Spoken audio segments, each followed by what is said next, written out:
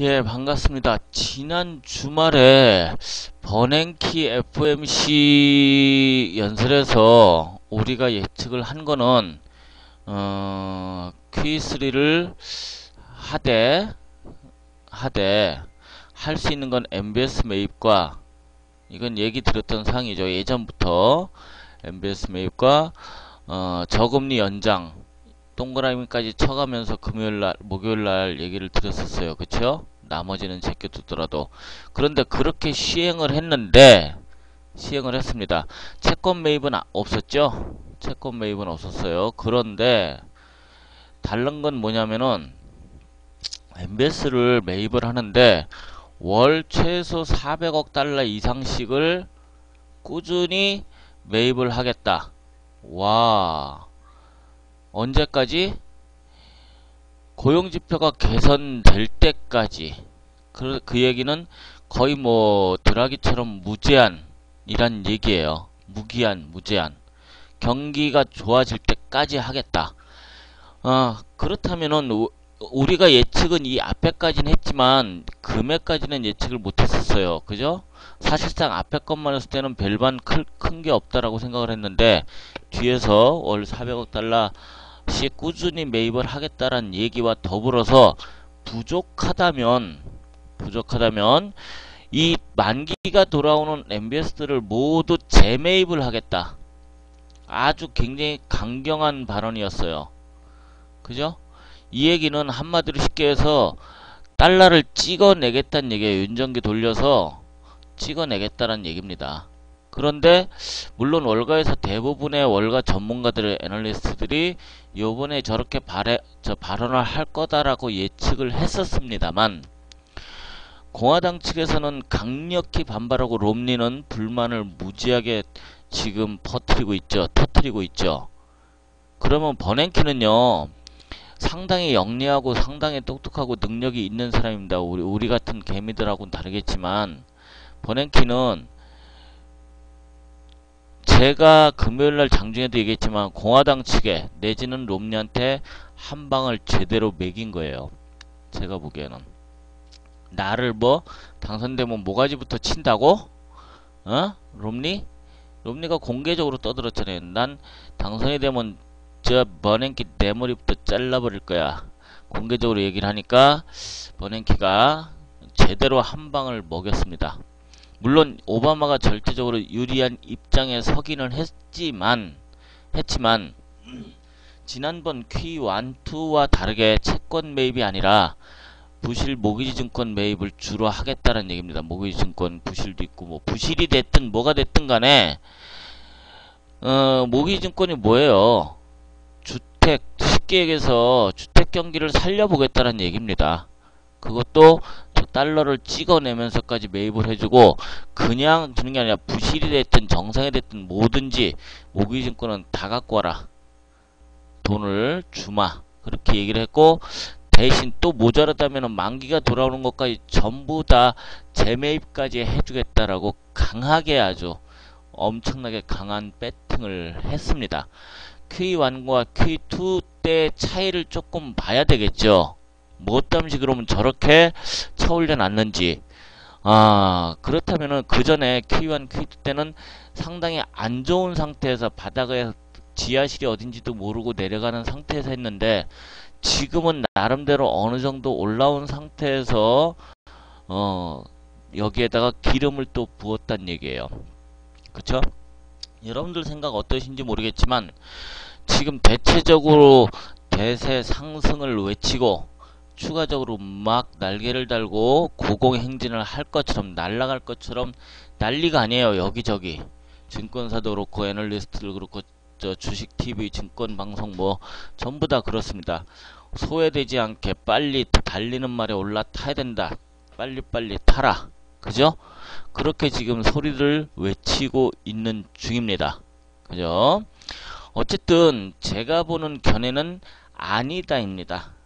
물론 개인적인 의견이니까 판단은 여러분들이 듣고 판단을 하시겠지만, 다른 많은 저보다도 유능한 애널리스트들이나 주식을 뭐 하신 분들이 계시겠지만, 추가적인 상승 물론 가능할 겁니다. 가능하긴 할 거예요. 예측치도 계산이 나올 테니까. 물론 제가 지난주 목요일날 방송할 때 2000여? 글쎄 어렵지 않겠어요. 2000까지는 1960에서 1980 정도를 반등의 최고치를 보고 있다 했는데 이걸 갭으로 넘겨버렸어요.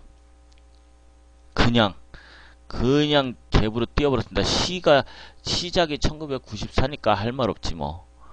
완전히 갭으로 뻥 뛰어버렸습니다. 우리가 차트를 기본적으로 배우신 분들은 갭이 30 뭐 이런 거 배우셨잖아요. 그러면 갭 하나 더 나올 가능성 염두에 둬야 되겠네? 예, 그럴 수 있어요.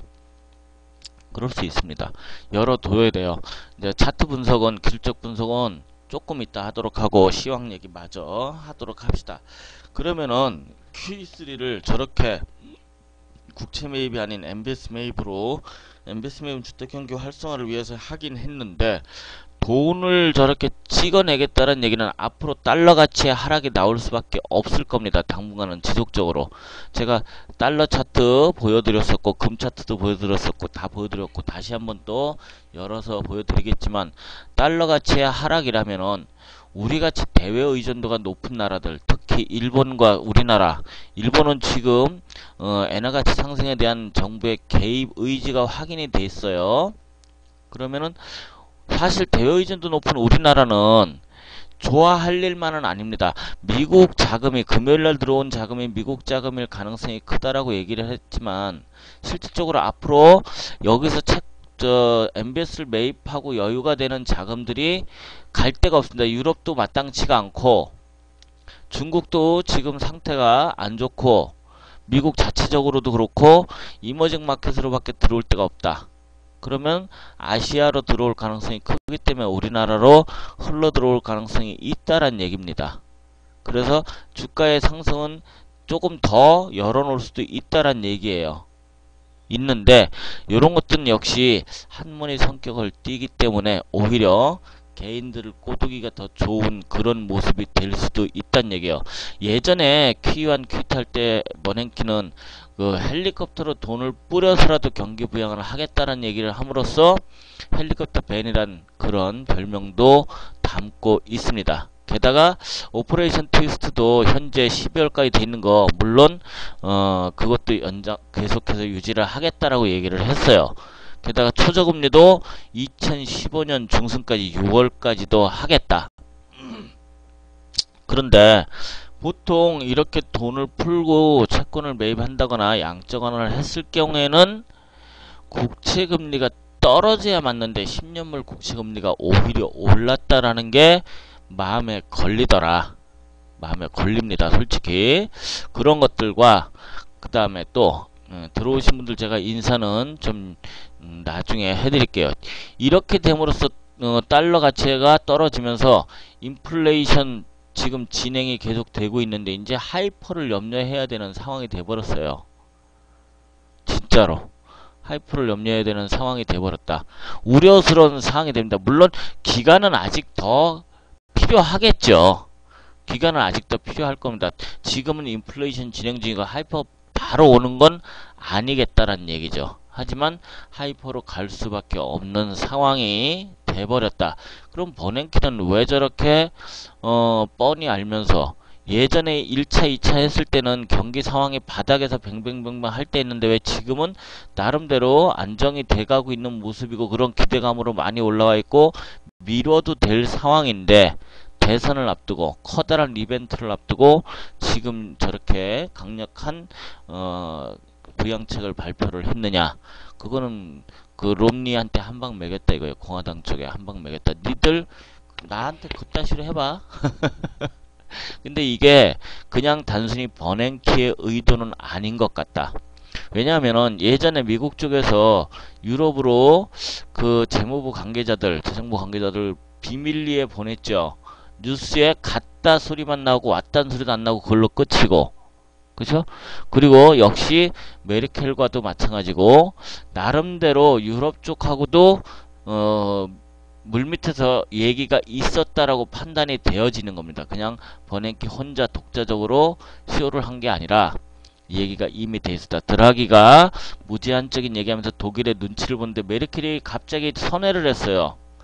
드라기의 입장을 지지한다 라고 선회를 했었고, 그 다음에 자기의 집까지 내걸던 독일 중앙은행 총재도 기준을 잘 지켜준다면 나쁘지 않다, 요렇게 말을 바꿨단 얘기예요. 그러니까 뭔가 쇼부를 봤는데, 여기에는 지금 상당히 상태가 안 좋은, 이제는 모든 것들은 중국 쪽으로 넘어갔다라고 보시면 돼요. 중국에서 어떻게 나올 것이냐. 중국이 미국 국채, 어느 나라에서든 마찬가지다. 미국 국채를 갖고 있는 나라들이 미국 국채를 팔 가능성이 커졌다. 중국도 마찬가지예요. 왜냐면은 메르켈하고 중국과의 만남에서 메르켈이 요청을 했을 때 중국은 유럽의 국채를 매입을 해주겠다라고 얘기를 했어요. 물론 조건을 달긴 했지만 자구책 마련해서 꾸준히 지켜준다면 꾸준하게 매입을 하겠다라고 언급을 했지만, 이렇게 되면 미국 국채 매입의 여력이 줄어들어 버립니다. 그쵸? 줄어들어 버리게 돼요. 그럼 중국은 지금 1조 위안의 부양책을 이미 발표를 했는데, 예전에 2008년도에는 4조 위안의 4분의 1밖에 지금 얘기를 못했고, 추가적인 부양책을 주말에 혹시 나올까 했는데 주말에도 얘기가 없었습니다. 지금은 시진핑이 물론 오랜 동안 2주 가까이 잠적했다가 나타나기는 했지만, 어떤 꼼수가 있어서 잠적을 했다가 나타난지는 모르겠지만, 중국은 정치적인 지금 문제가 복잡해지다 보니까 당장 부양책을 펴기가 어려운 상태입니다. 그래서 중국이 부양책을 지금 펼 수 있을 것이냐, 나름대로 제가 보는 견해는 버냉키는 유럽 쪽과 나름대로 얘기를 주고받고 나서 중국을 좀 더 눌러버리려고 하는 그런 의도가 있지 않았느냐라는 생각이 듭니다. 중국이 꼬라지가 나서 미국 국채를 패대기를 쳐버린다면은 상황은 좀 더 안 좋을 것으로 판단되고, 현재 글로벌 4대 기축통화 뭐뭐 있어요, 여러분들? 요 4대 기축통화 아시는 대로 요것도 한번 잠시 짚어봅시다. 글로벌 4대 기축통화 첫 번째는 당연히 달러겠죠. 그죠? 60%를 넘는 비중을 차지하고 있고, 또 그 다음에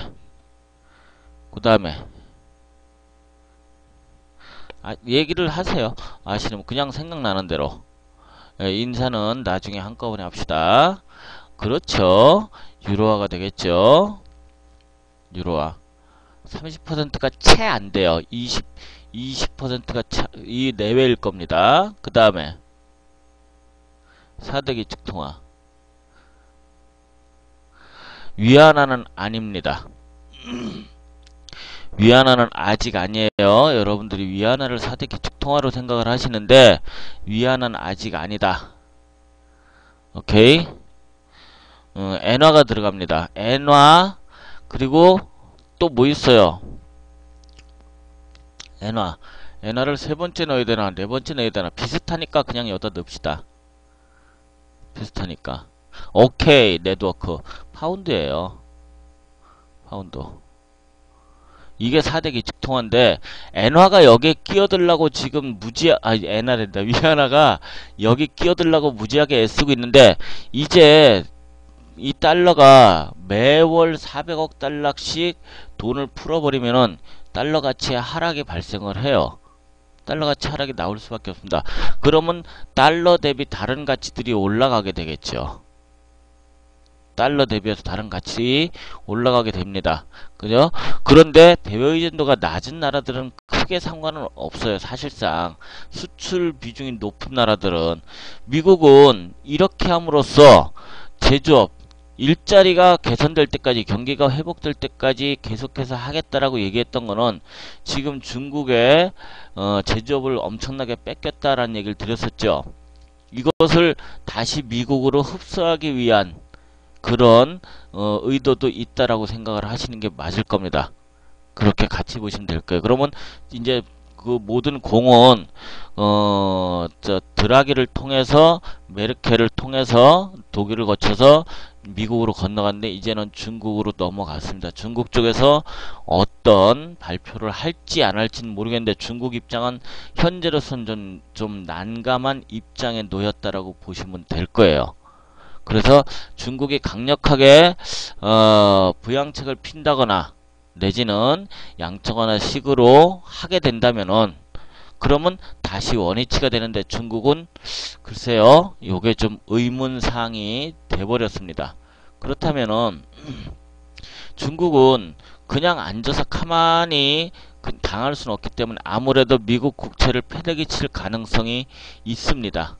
미국 국채를 털어버릴 가능성 일부라도, 아니면 매입을 줄인다든지 대신 유럽 쪽 국채를 매입을 한다든지 하는 경우가 있을 가능성이 커졌다는 얘기입니다. 그러면 국채 차트, 지난번에 국채 차트랑 본다는 게 깜빡 제가 잊었는데 금값도 상당히 많이 올랐어요. 국내 요거는 이미지랑 잠시 보고 넘어갑시다. 짚고 달러 차트나 뭐 유가 차트나, 유가 얘기 나왔죠. 제가 수요일 목요일 제가 방송을 하면서 메이저 세력들이, 헤지펀드들이 유가에 대해서 장난칠 가능성이 있다, 염두에 둬야 된다 라는 얘기를 드린 적이 있는데, 그럴 가능성이 이제 열어두셔야 돼요. 그래서 셰일가스 얘기가 자꾸 나오는 겁니다. 그냥 나오는 게 아니에요. 이런 것들에 대해 연관적으로 생각할 필요가 있었다는 거죠. 대체할 수 있는, 가스 쪽을 대체할 수 있는, 유가를 대신할 수 있는 게 필요하고, 그래서 이런 얘기가 계속해서 나왔었다라고 보시면 될 겁니다. 그러나 아직까지는 유가 대신할 수 없다, 이 기름을 대신할 수 없는 상황이다, 이렇게 보시면 될 겁니다. 국내 금값 차트를 한번 볼게요. 제가 다른 차트, 다른 곳에 있는 사이트에 있는 거를 좀 빌려 왔습니다. 그람당의 우리는 이제 돈을 기준으로 따지는데, 그람당 가격을 보니까 현재 1g당 63,000원을 넘어섰어요. 1g당 우리 3.25가 한돈이죠. 1g당 가격이, 이게 9월 13일 가격으로 63,000원을 넘어섰습니다. 와우. 금 ETF도 제가 차트 보여드렸었죠. 엄청나게 올라오고 있다. 이제부터는 금값을 비롯해서 각종 원자재라든지 금속류라든지 이런 쪽 상승, 상품 가격의 상승을 지켜봐야 될 거다. 많이 올라갈 겁니다. 또 다른 차트도 한번 봅시다. 10년물 차트를 지난번에 보여드린다는 게 깜빡했어요. 제가 미국 10년물 국채 차트 열려라. 오케이. 자, 미국 10년물 국채 차트예요. 오히려 이게 검은색이 양봉입니다. 양적 완화하고 나서 오히려 올라버렸어요. 그죠? 고점을 넘어서 버렸습니다. 이제 종가로 상으로는 아직 안 넘었는데 넘어설 가능성이 있다. 주봉을 보도록 할까요? 주봉. 이 얘기는 보통 양적 완화를 하게 되면은 오히려 국채금리가 떨어져 있는데 국채금리가 오른다라는 거, 우리는 요거를 꼭 생각해볼, 짚어볼 필요가 있습니다. 추세대 상단 얼마 안 남았어요. 얼마 안 남았습니다. 차트상 우리 흔히 많이 보던 역회된 숄더의 모습을 만들고 저점을 높이면서 치고 올라가고 있는 주봉상 장대 양봉을 뽑아놨습니다. 넘어 올라탈 가능성이 크다이죠. 그렇다면 다음에 걸릴 자리는 물론 이 위에 있겠지만은, 또 실질적으로 10년물 국채금리가 2%에서 미국은 자신있게 언급을 하고 있는데, 우리가 어느 나라든 10년물 국채금리는 6%를 마지노로 보고 있죠. 그렇게 되면 이제 그 나라의 국가 신용도가 뚝 떨어지게 되고 디폴트 우려감을 갖고 있는데, 미국 같은 경우는 6%까지 가면 안 돼요. 4% 넘어가고 5% 육박한다면은 상당히 심각한 수준이 될 거예요. 그래서 미국은 4% 10년물 국채금리가 4가 넘어가는지만 보시면 됩니다. 4가 넘어가는지만. 지금 상당히 우려스러운 현상이 역으로 발생이 되고 있다. 그 외에 뭐 달러 차트도 봅시다. 이제 달러 인덱스 차트 짚어볼 거니까 이런 것들을 연관지어서 같이 봐야 돼요. 쭉쭉쭉 지금 떨어지는 모습 보이죠? 쭉쭉쭉 떨어지고 있어요. 주봉 볼게요. 주봉 차트입니다. 추세는 이미 지난번 얘기할 때 이탈시켜 버렸다는 얘기 드렸어요. 여기 지지 테스트를 해야 될 거다. 지지 못하면 더 떨어질 거다 했는데, 아직 이제 다음 주경에는 지지 테스트 한번 할 것 같아요. 보통 추세대를 깨고 내려오게 되면은 반등을 하더라도 저항이 맞고 다시 크게 빠지는 경우가 많이 있어요.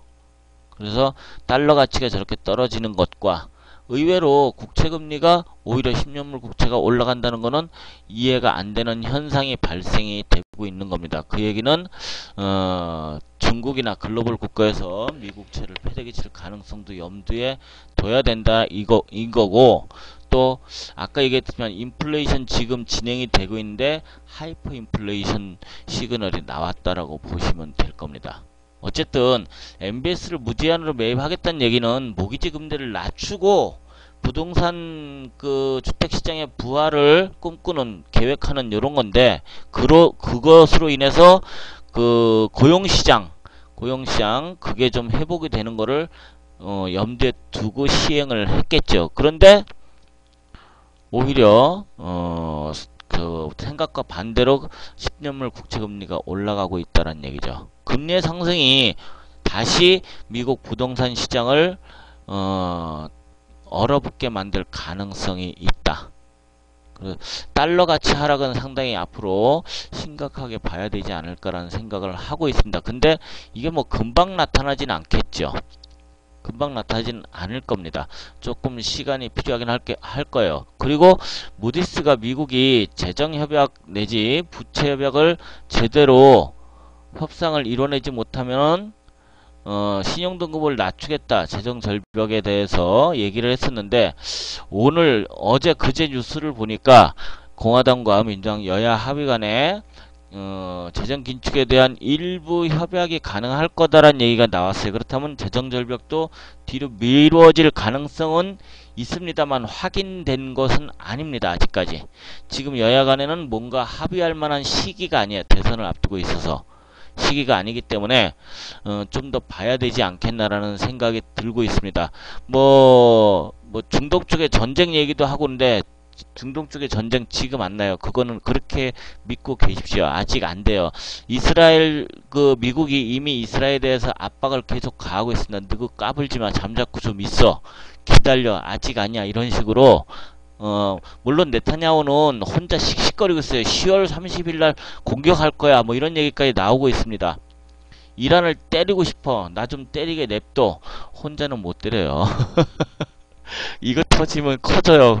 미국은 네타냐후 살살 달래고 있는데 말 안 들으니까 지금 협박까지 하고 있는 상태인데, 그쪽은 잠시 젖혀두세요. 못 때리니까. 그렇게 보시면 될 거예요. 어쨌든 지금은 채권시장도 10년물 채권시장도 주시해서 볼 수밖에 없습니다. 우리나라도 30년물을 최초로 발행을 했는데, 사실 우리나라 같은 경우는 뭐 신경 쓸 게 안 되지만은 30년물 국채를 누가 많이 샀는지 아세요? 우리나라 지금 발행한 거 누가 주로 많이 샀는지 아세요? 처음 발행인데 지금 벌써 막 갑자기 매수세가 막 몰렸습니다. 발행하자마자. 물론 안전자산 선호 현상일 수도 있는데, 우리가 잘 알고 있는 강남의 큰 손들이 30년 국채 쪽으로 엄청나게 몰렸다. 주식에서 차익을 실현하고 이 자금이 일이 엄청나게 들어갔다라는 사실, 요것도 생각을 좀 해볼 필요가 있다입니다. 진짜로. 그래서 주식시장이 지금 저렇게 치고 올라가니까 와, 대세 상승이다.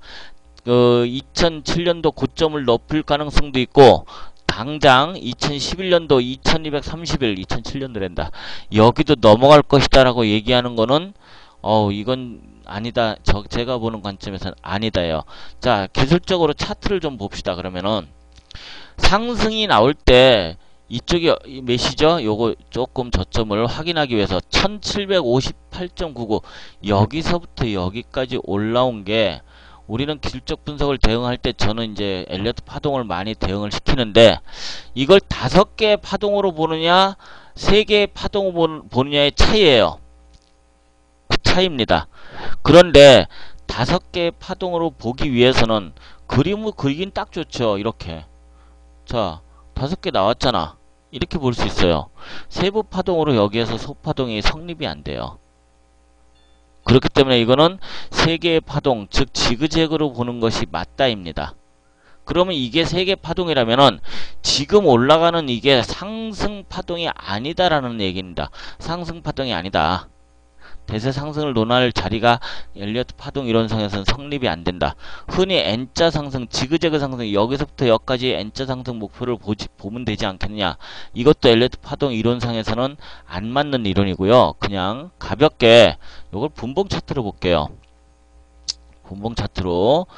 자, 지금 올라온 자리가 여기에요. 1758.99부터 추세대, 파동 추세대 우리 잘 알고 있죠. 여러 번 얘기를 했으니까 이게 파동 추세대고, 그 다음에 요것도 똑같은 추세대고, 또 상승은 이게 맞습니다. 이게 파동 추세대요. 그거를 넘어서 버린 상태인데 지그재그로 보는 것이 맞습니다.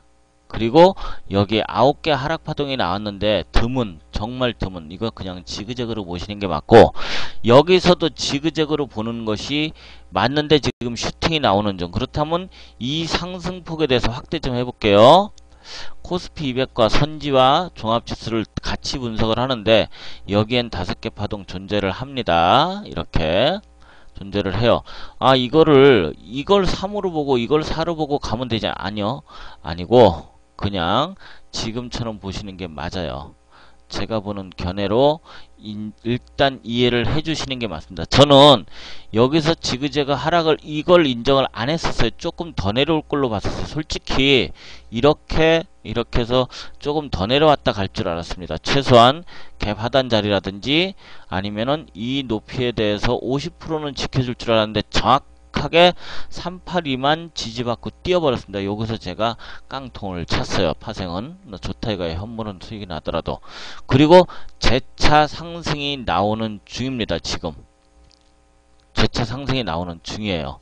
이렇게 해서 슈팅이 나오는데 이 목표치 계산할 때는 이 상승분에 대한 눌림자리, 즉 여기에서 여기를 빼고 그 다음에 곱하기 1.6이나 2.0에서 이걸 더해주면 목표치가 나옵니다. 그거는 여러분들이 계산을 해보십시오. 슈팅이 나왔어요. 저는 1960에서 1980 정도가 얘가 반등할 수 있는 최고치로 봤는데 워낙 강한 수급의 힘으로 쳐올려 버렸습니다. 추가적인 상승 가능한 모습이에요. 자, 코스피 200 차트를 보도록 할게요. 이게 코스피 200 차트에 일봉이나 분봉이나 똑같습니다. 분봉으로 짚어보겠습니다. 기술적으로. 자, 상승에 대해서 역시 지그재그로 보는 게 맞아요. 지그재그로 보고 여기서도 5개 파동을 찾기보다는 지그재그로 보는 게 현재로는 맞다. 현재로는 맞습니다. 역시 추세대는 똑같이 존재를 합니다. 이렇게 그리고 요게 지금 코스피 200은 추세대 상단을 타고 올라가고 있는 중이에요. 꺾일 자리 계산인을 때려보세요. 245.68이 저점이고 이 고점이 25.29에요. 빼갖고 여기 저점 자리. 이것도 정확하게 38이 눌림이 나왔어요. 이거는 제가 이 채방에서 계산하면서 계산식까지 써놨었어요. 저가가 251.48이죠. 빼서 플러스해서 1.618 계산해보세요. 대충 267 정도 나와요. 이게 제가 현재까지 반등 볼 수 있는 현재 최고치 자리입니다. 플러스 뭐 0점 몇 소수점 2자리인데 그건 패스합시다. 그것까지 맞아 떨어지고 어쩌고 하는 거는 소용없고 대략 267 정도까지 열어두는 게 맞는데 그게 한 번에 다 나오는 건 아니고요. 다 나오는 건 아닙니다. 오르락 내리락 작은 파동을 만들 거예요. 그 작은 파동 만드는 자리를 우리가 볼 필요가 있습니다. 그래서 조금 위로 지금 예를 들어서 월요일날 살짝 올라다가 내려오더라도 하락 파동이 아직 아니다. 흔히 파동상 탑이 나왔는지 고점이 나왔는지를 확인을 해야 된다.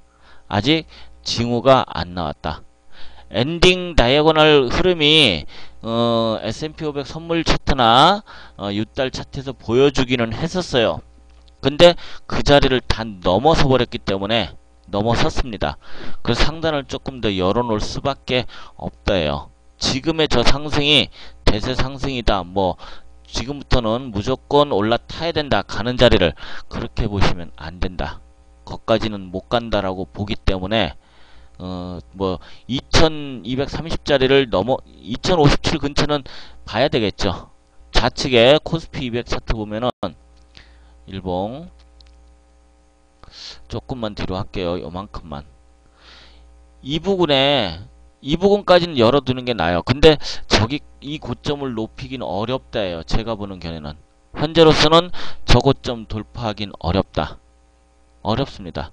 2020이나 2020 내외 지금 코스피 200과 그 다음에 종지로 계산 엘리어트 파동으로 계산해 봤을 때는 종지는 2020 내외가 고점이 되지 않겠나라는 생각이, 물론 넘어가게 되면 분석을 다시 해야 되겠죠. 현재까지 계산해 본 거는 2020 내외가 되지 않겠나예요. 2020에서 2025 정도. 그러면 지켜봅시다. 내일 월요일날 얘가 추가 상승, 물론 금요일날 워낙 강하게 뛰어갔고 무려 56.89포인트나 뛰었습니다.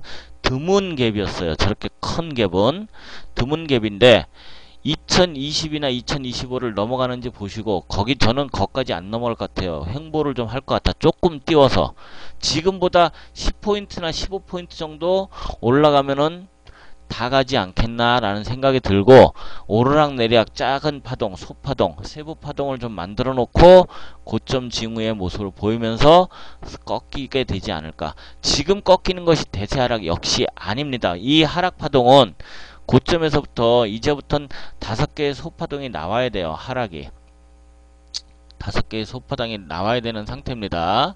이렇게 지그재그로 슈팅을 보여주고 여기서 이제 5개의 소파동이 나타납니다. 그리고 큰 마디가 한 번 더 남았습니다.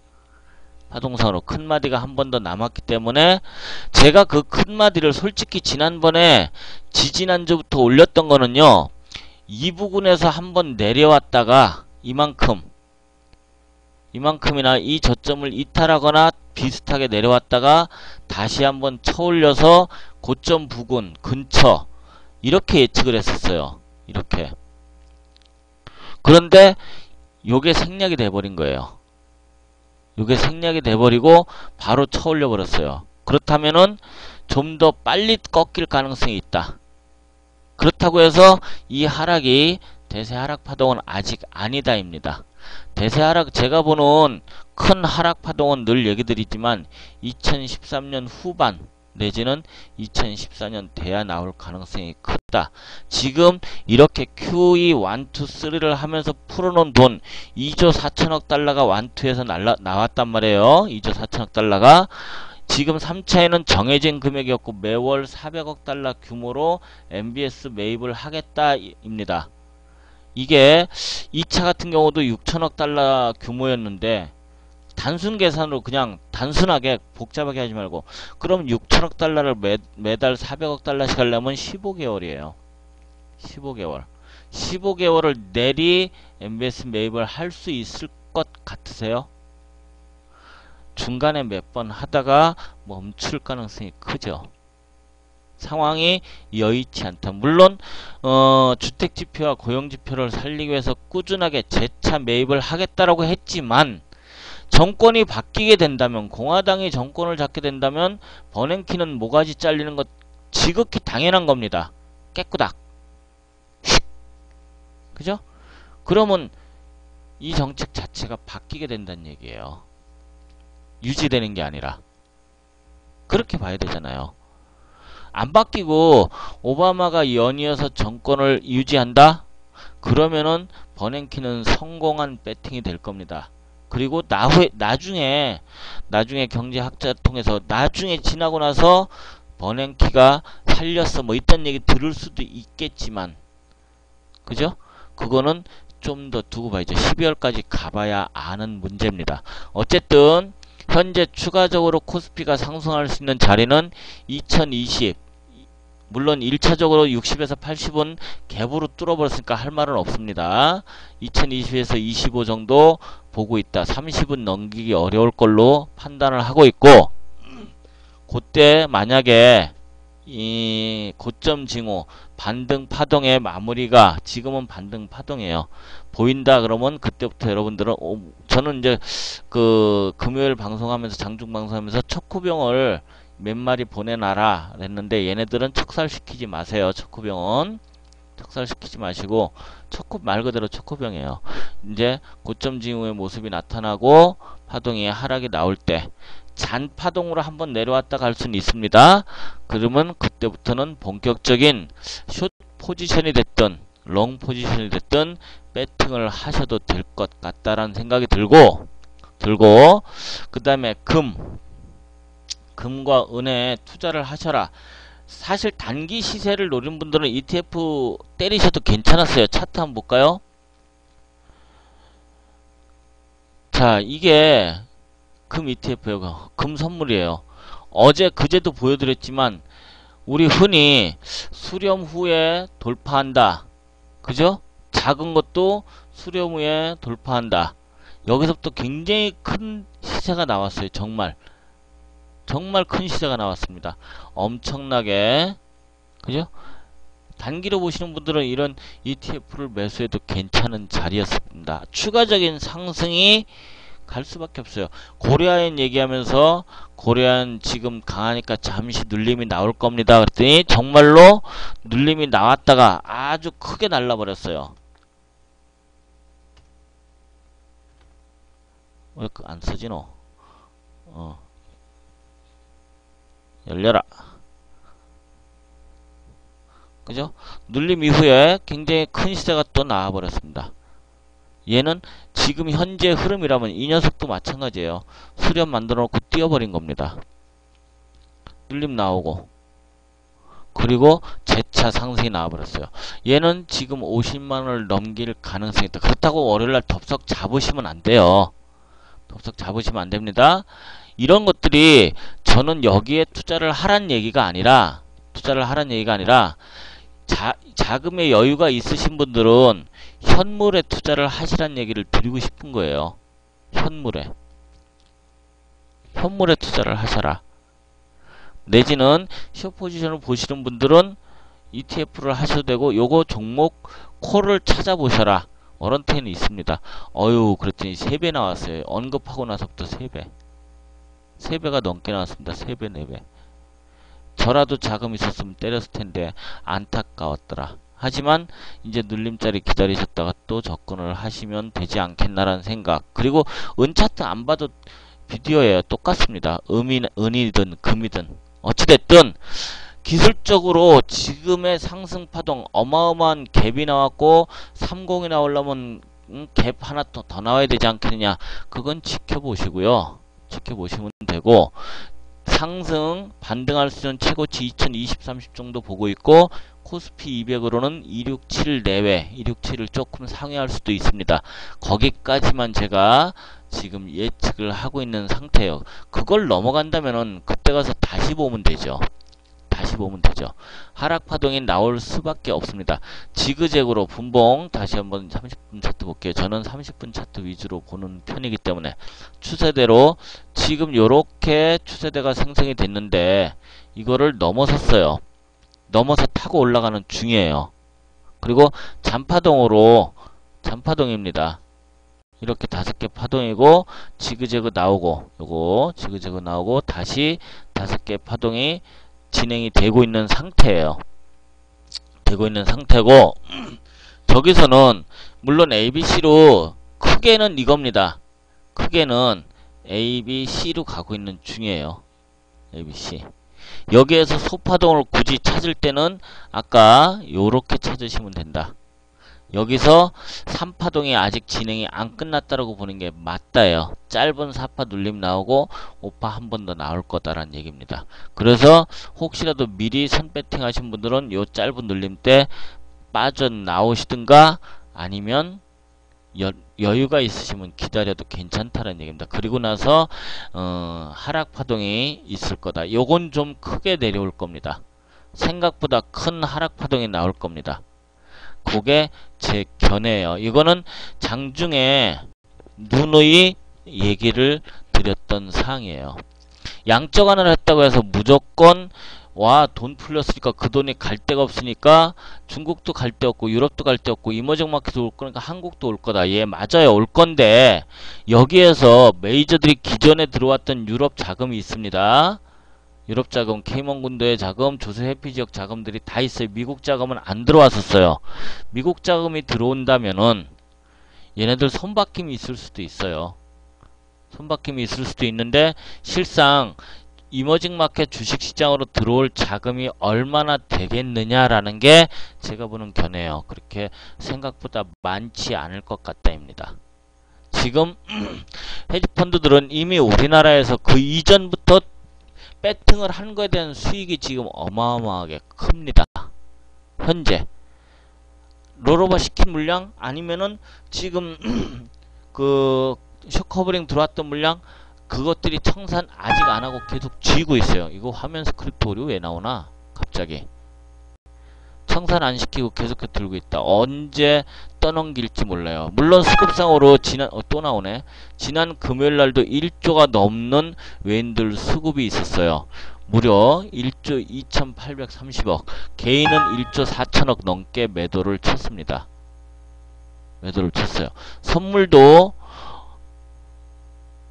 왜 안 뜨노? 스크립트 오류 때문에 안 뜨나? 왜 안 뜨죠? 와이카노 이거. 화면 스크립트 오류 뜨면서 안 뜨네요.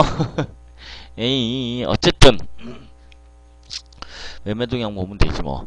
선물도 외인들이 2천억 밖에 안 되네요. 장중에 좀 많이 땡겼었는데 2천억 정도 매수를 했습니다. 현물은 1조 2,800억 정도 매수를 했습니다. 뭐? 하느님을 믿어? 하느님 안 믿는다. 미안하지만 종교적인 얘기는 하지 맙시다. 상승 지금 혹시라도 밑에서 배팅을 해서 갖고 계신 분이 계시다면, 예를 들어서 그 장중에 모범 시민이 119만원대 삼성전자를 배팅하고 싶습니다 라고 얘기를 했을 때 배팅 자리가 맞습니다. 맞는데 리스크 117만 3천원 깨면 무조건 리스크 관리하세요. 이탈하면은 배팅할 자리 맞습니다. 이분은 여기서 털었어요. 고점에서 금요일날 일단 챙겼어요. 마찬가지예요. 저점에서 갖고 계신 분들은 월요일날 월요일이 됐든 화요일이 됐든 수익 실현할 자리가 될 겁니다. IP 어서 온나? 저 출장 잘 갔다 왔노? 정리하실 분들은 이제 하시고 당분간은 손 놓고 좀 흐름을 구경하시는 게 좋습니다. 제가 지난주에 저녁에 계속 방송하면서 눌림 나올 때 배팅하세요. 한 자리 한 마디 더 먹을 때가 있습니다. 강하게 배팅해도 된다 그랬습니다. 다른 때는 제가 그랬잖아요. 조심하세요. 배팅 주의하시고 쉬세요. 구경하세요. 막 이랬었어요. 주의해서 나쁠 거 없다. 근데 요번에 지난주에 방송할 때는 눌림 나올 때 때리세요. 한 마디 더 남았어요. 괜찮습니다. 공략하십시오. 아직 출장 중이야? 애쓰고 있구만. 그랬는데 그렇게 배팅하신 분들은 지금 이걸 먹을 수 있었단 얘기예요. 진짜로. 와우. 하여튼 수익이 되신 분들은 월화중으로 최소한 50% 이상, 저는 90% 정도 챙겨라 그랬습니다. 장중에 금요일날. 대형주 갖고 계신 분들 90% 이상 챙겨라. 나머지 한 10여 %만 갖고 추이를 지켜봐라. 그렇게 언급을 드렸고, 코스피가 추가로 상승할 수 있는 자리 2057은 저는 지금 흐름상으로 물론 갈 수도 있겠지만 가면 그땐 다시 분석해야 돼요. 그땐 다시 분석하면 돼요. 지금 제가 60, 80이 반등할 수 있는 최고치가 될 거다라고 봤었고 그렇게 봤었습니다. 2000 넘어갈까요? 그래서 2000여 글쎄 힘들지 않을까요? 라고 얘기했는데 그걸 갭으로 뚫어버렸어요. 제가 예측했던 자리를 그만큼 강하게 뚫어버렸습니다. 근데 지금 그 반등 파동이 갭으로 뚫었더라도 이게 1대 1.618로 계산을 해서 뽑아봅시다. 뽑아보시고 2.0을 넘기나 2배를 넘기나 뭐 강하면 2.618도 나오겠지만 역시 파동 이론상에 들어와 있는 얘기이기 때문에 올라가도 내가 반등할 수 있는 건 기본적으로 N자 상승으로 1대1만 봤었기 때문에 60, 80을 얘기 드렸던 거고, 지금은 그 자리를 갭으로 넘겼으니까 이제는 25, 30까지만 보자. 25, 30까지 주구장창 오르기만 하는 경우는 없습니다. 그리고 지금 버냉키가 Q3 시행한 시기는 예전에 바닥에서 시행했을 때하고 그때는 올랐어요. 최소한 많이 올랐어요. 그런데 지금은 이미 기대감 때문에 이만큼 오르고 줄림도 나왔다 또 오른 상태에서 시행을 했기 때문에 상당히 나름대로 많이 오른 상태 시행했기 때문에 제한적이다라고 보는 것이 맞겠다라고 보는 겁니다. 그렇게 이해를 하시고, 만약에 난 좀 더 볼 거야, 더 갈 것 같아, 여기도 넘어갈 것 같고 2011년 고점 2200도 넘길 것 같다, 그러면은 지지선을 찾아두세요. 본인 보유 종목의 지지선 마지노로. 본인 보유 종목의 코스피 200 특히 대형주 갖고 계신 분들 지지선을 이탈하면은 무조건 익절 챙기고 나오세요. 지금 아마 지지선 상당히 위에서 놀 거예요. 그러면은 지지선 하나 더 찾아서 그십시오. 짧은 늘림이라도 나올 때 더 찾아서 긋고 이거 마저 이탈을 한다면은 그때는 익절을 하시기 바랍니다. 진짜로 그러셔야 돼요. 무조건 뭐 돈질 한다고 돈 풀었으니까 갈 것 같다, 달러가치 하락과 더불어 10년물 국채금리는 오히려 거꾸로 큰 폭으로 상승을 했다라는 게 마음에 걸린다, 인플레이션 진행 중에 아니라 이제 하이퍼로 갈 가능성도 있다라고 보시는 게 맞을 겁니다. 그렇게 보시는 게 아무리 봐도 맞다. 예, 그렇게 얘기를 드리고 싶고, 금값 상승은요, 요거 차트를 한 번 더 보여드려야 되나? 잠깐만요. 상승폭이 꽤 커요.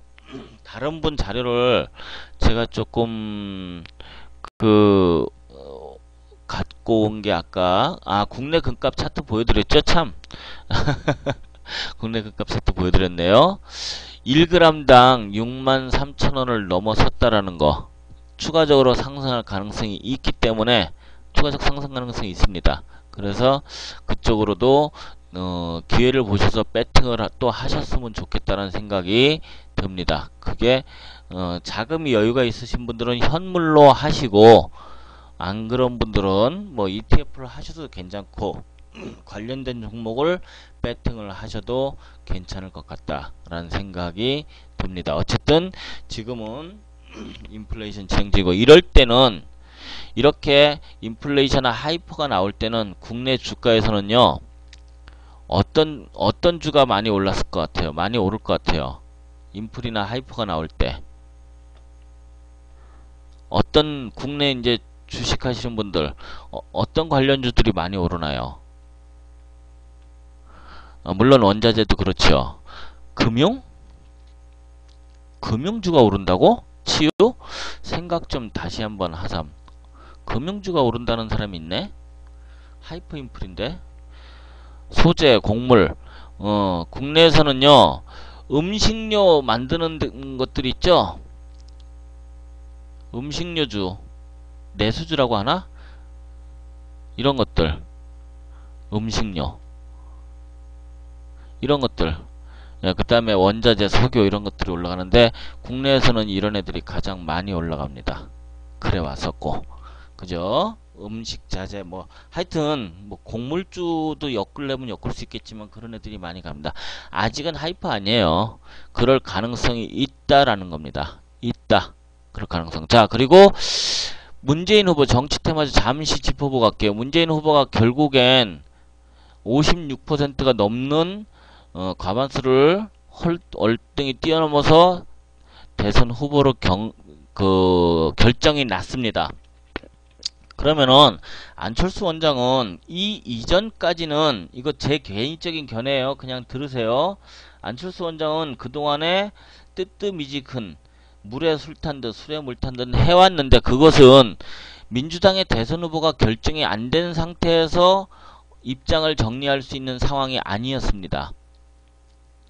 아니었고, 이제 이틀인가 남겨놓고 안철수 원장이 민주당의 대선 후보가 결정이 나면 자기의 입장을 표명하겠다라고 얘기를 한 겁니다. 잘한 거예요, 이거는. 우리는 그동안에 저거 물에 술 탄 듯 술에 물 탄 뜨뜻미지근하게 결론도 안 내리고 맨날 이러쿵저러쿵 속도 모르겠고 음흉한 거 아니야.